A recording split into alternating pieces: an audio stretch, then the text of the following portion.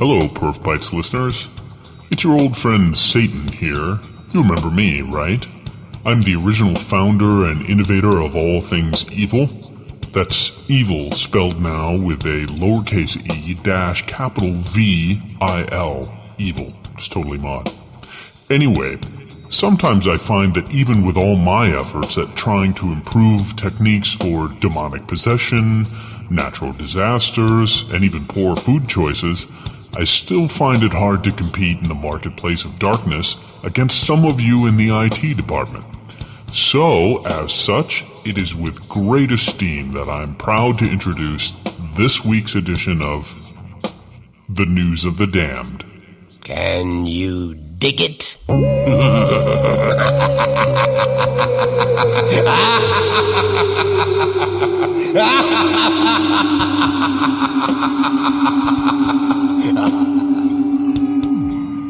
There he is, screaming. There he is screaming as usual in the background, James. Yeah, I know. I still don't know how you got that recording, and I really don't want to know what you gave up for it. That's all right. Only no innocent people were brutalized during the recording of that section. It's time for the news of the damned, James. Yeah, Mark, we got some really good ones this week as well. And but you know what, Mark? We haven't talked in a while about where the news of the damned segment comes from and why we actually have one. Let's see.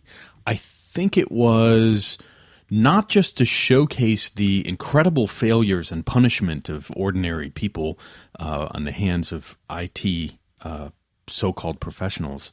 Isn't it to educate people on how to avoid outages due to point load? It is, and of course, if we can have fun by mocking people for making such gross public mistakes, you know, all the better, I think. All the better, I think, as well. Hey, we're joined in this week's News of the Damned by our good friend Carlos Chidiak. Carlos, how are you?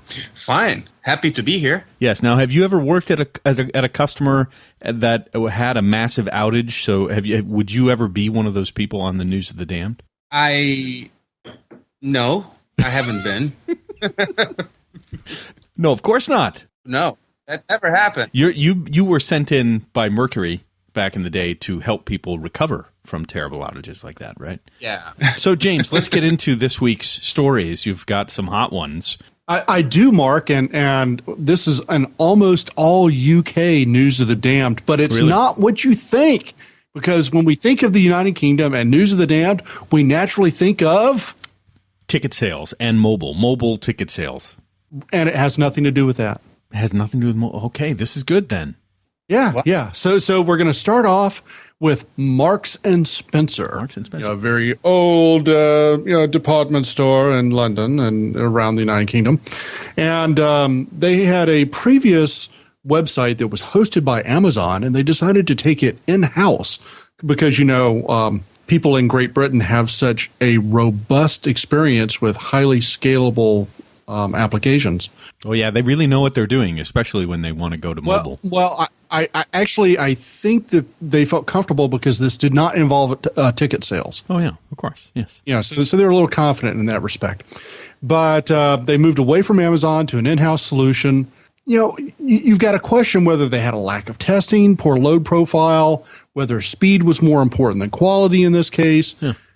But essentially, the new Marks and Spencer website crashed, and customers have threatened to boycott the store. Wow.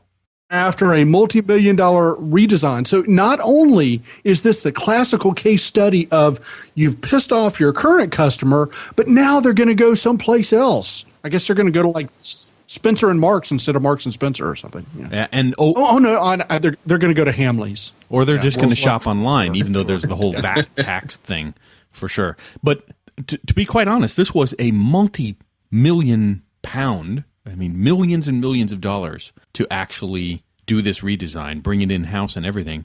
So they obviously didn't spend their money doing actual load testing. Otherwise, there's no way this would happen. Well, what's really embarrassing here is they came away from Amazon, so they knew the benefits of the scalability of the Amazon cloud.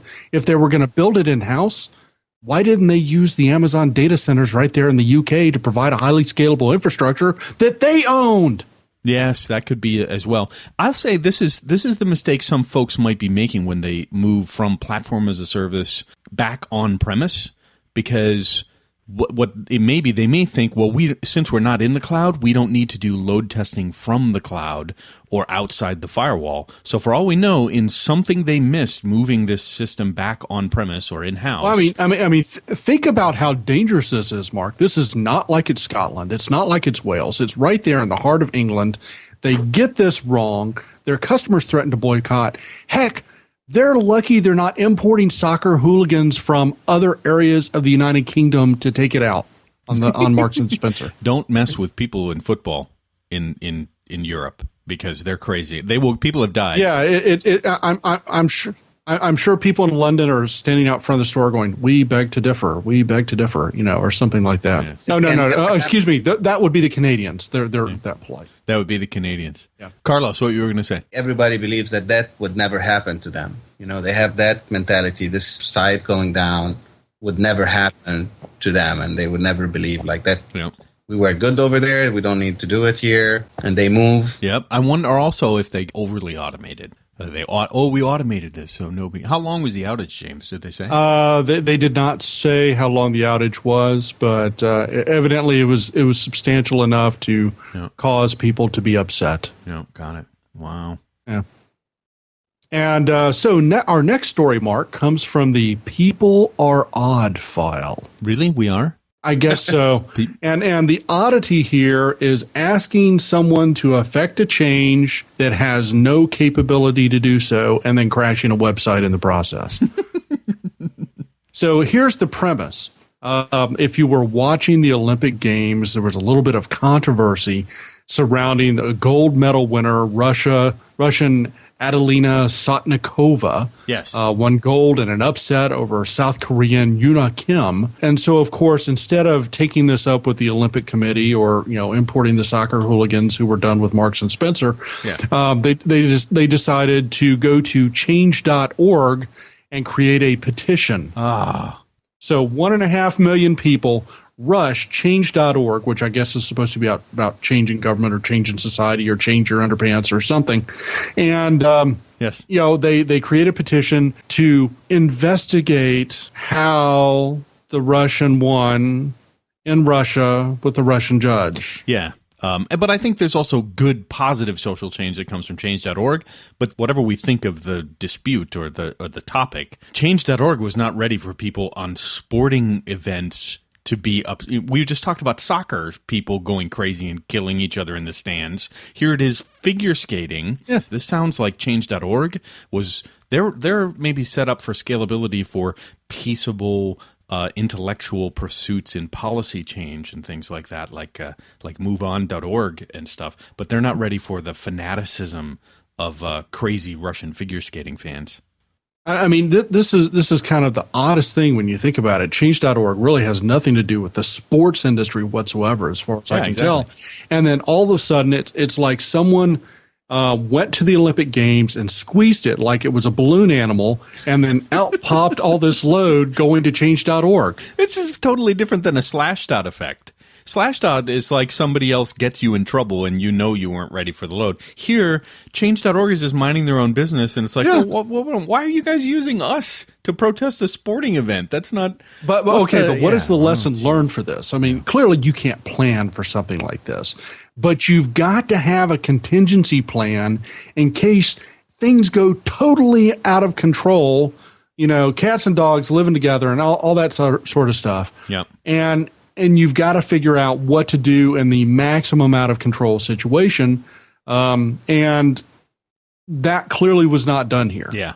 Carlos, what are your thoughts? They didn't have a good performance plan before that happened. So as I second what James is saying with regards to they didn't have a plan. If there is some weird activity that's happening in the world and everybody pointed 1.5, 2 million, 3 million towards a particular site, how would they be able to capture that? Especially something like change.org, which a lot of people are pointing to and people want to go and see what's happening. So it's completely unexpected. I mean, one of the things, James, we talk about is like how to survive point load when you sort of know it's coming.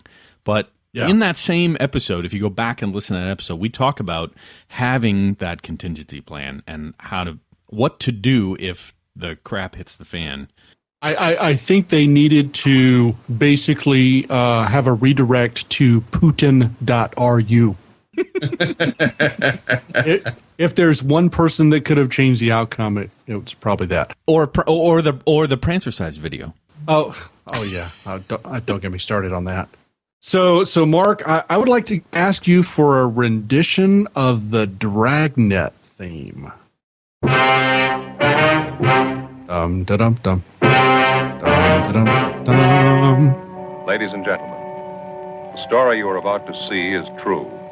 The names have been changed to protect the innocent. That's the cape. They call it the caper, the Dragnet caper sound. The caper. Yes. The caper sound. And the reason why I bring that up is because our next story from the UK involves Dum Dum Donuts. Dum da dum dum donuts. Exactly. So store opened on the 25th of February, and their website promptly took a dump for 12 hours. Wow. No pun intended. Yeah, this was not an overload of sugar on the system. It was just like an overload of demand on the system of the servers. I guess donuts are a novelty or something in the UK. Yeah, they don't boil them there, so No. it must be a novelty. But who knew this was going to be so popular? It just took off like crazy. Yeah, so they had an online order for, you're looking at 5,000 donut boxes ordered in a 3-day window. They've since had to institute a limit of 50 boxes per night, just so they can hire enough cooks to cook the donuts. And here are the lessons that I walk away from this. One, we need to open up a Krispy Kreme franchise in downtown London. I think we could do that. We could actually open your browser. Let's see if they have one. Number two, there in November, there was actually a donut store that opened up. It did very well, and this was following on the heels By of the way, that. there's 3 Krispy Kremes in London. Oh, okay. Evidently, they don't have enough. So in November, there was kind of a leading indicator of this interest in an English donut. And people were waiting and waiting and waiting. Classical pent-up demand situation, almost like a UK ticket sales, except they were donuts in this case. Pent-up demand for donuts? How do you measure that? Seriously? They have all the cameras in London. Maybe they could see people who are just like jonesing for a pastry. Do they measure the lines at a pastry shop? Exactly. Yeah, see, maybe it starts to increase. Excuse me, they measure the queues at a pastry shop. The queue, exactly. Get it right. Also, a lunar cycle. People maybe doing more donuts on a lunar cycle. Could be. Yeah. Yeah. Or it could have just been a random, 25th of February or something. I don't know. And I have a working hypothesis here that perhaps Dum Dum Donuts shared the same development organization as Marks and Spencer. Yeah, they both seem equally unprepared in any way, shape, or form, proactively or reactively with a contingent. Yeah, and of course, their response was to limit the supply, not to meet the demand, but to limit the supply. And that means limiting your profits, limiting your revenues. That it does. Come on, guys. So Mark, I have one final story, and this time we're going to come back to the United States. So, we did UK, then we did The People Are Odd with Change.org, then back to UK for Dum Dum Donuts. Yes. And this time it's Narcissus crashes a website. Narcissus crashes. Ancient Greek. I guess so. Narcissus crashes a website. There you go. And here's the backdrop for this story. Last night was the Oscars. Oh, yes. Yeah, and there was a giant selfie picture taken. Yes, I saw this with Ellen DeGeneres and all these famous people. And it crashed Twitter for a period. Crashed Twitter for a short amount of time. We saw the whale with the the pigeons holding it up. The last big time we saw that, it was, I think, a Princess Kate. It was around either the pregnancy announcement or the wedding. Maybe the wedding. And then, of course, a long time ago, it was the passing of pop star Michael Jackson, who was the first whale tail Twitter outage. It was a big one. And I remember the headline with Michael Jackson. It was, Michael Jackson dies, almost takes the entire internet with him. I love that one. Does Twitter provide any insight to what happened and why did they get that way? They do sometimes. It's just a volume issue in this case because you have the initial tweet probably going to all of the interested parties for all the people who are in the selfie. And then, of course, all the retweeting for the people is like, oh, I got a picture, I got to share it. And just that constant share, reshare, retweet, tweet, all that sort of thing. It just took it out. And you think it's picture size, or is it more the tweeting and the number of tweets, or the download of that picture? Or my guess is it was James. It was probably a single source of that, and they didn't have a way to scale out that actual twit pic. Like, I have no idea where Ellen DeGeneres, because it was in real time, so Ellen's not going to call up Twitter and say, hey, by the way, they I'm actually going to post tweeted this. The picture. So they didn't tweet a link to the picture. That's what I mean. They tweeted the actual picture. So now you have a constriction on network. Oh, yeah. You have a constriction on RAM. It was probably going fast enough that it was never actually committed to disk. It was probably sitting in cache the whole time. Yep. But that network restriction, particularly with mobile devices, you got a picture, you got a whole bunch of mobile connected people. They're trying to grab it and retweet it. Their latch time on resources is longer because they're across a decoupled G type network as opposed to on a Wi-Fi network. So that combination of longer latch time, high resource cost for the picture, network dependency, I think that's what did. It would be interesting to get the info from, if Twitter would share that information from performance, like what was the peak and where was the break point, what was happening at that time with their network. It would be. I agree. The one of the other things I thought is this is a great opportunity for Twitter, and maybe in a partnership with the CDN or other cloud providers, because I think Twitter runs on top of Amazon and some of the others. If they had a premium service, part of what you pay for is the ability to have super fast priority in the CDN distribution or replication, super fast bandwidth capabilities, prioritization of the queue.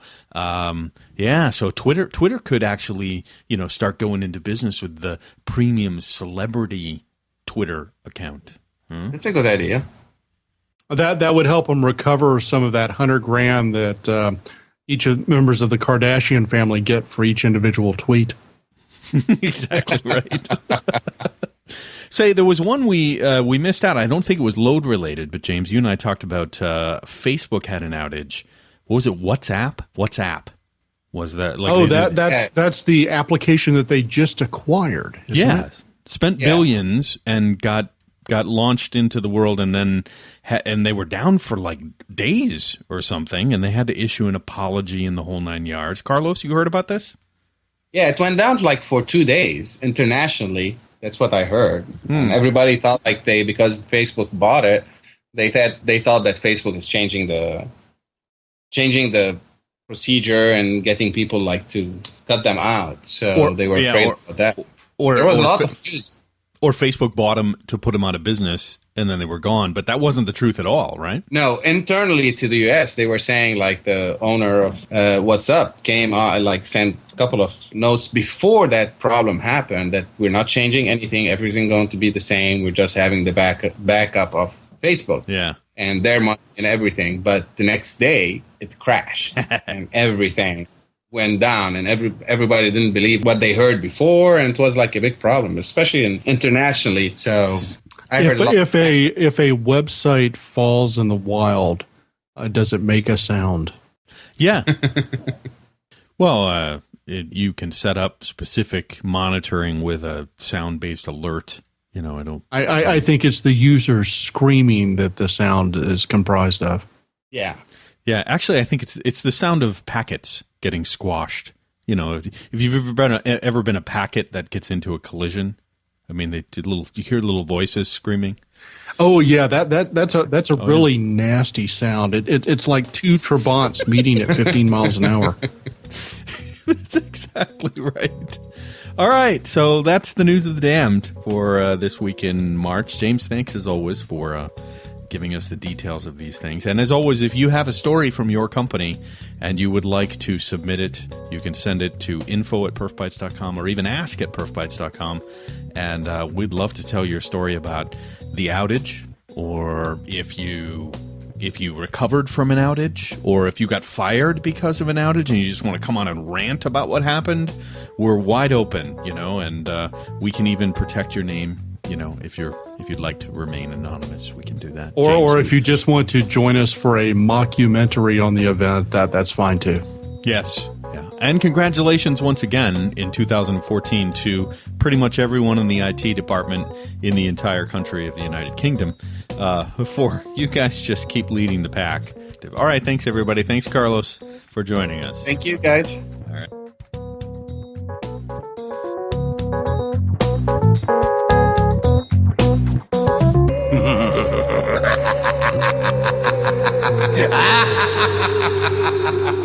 Ha ha ha ha!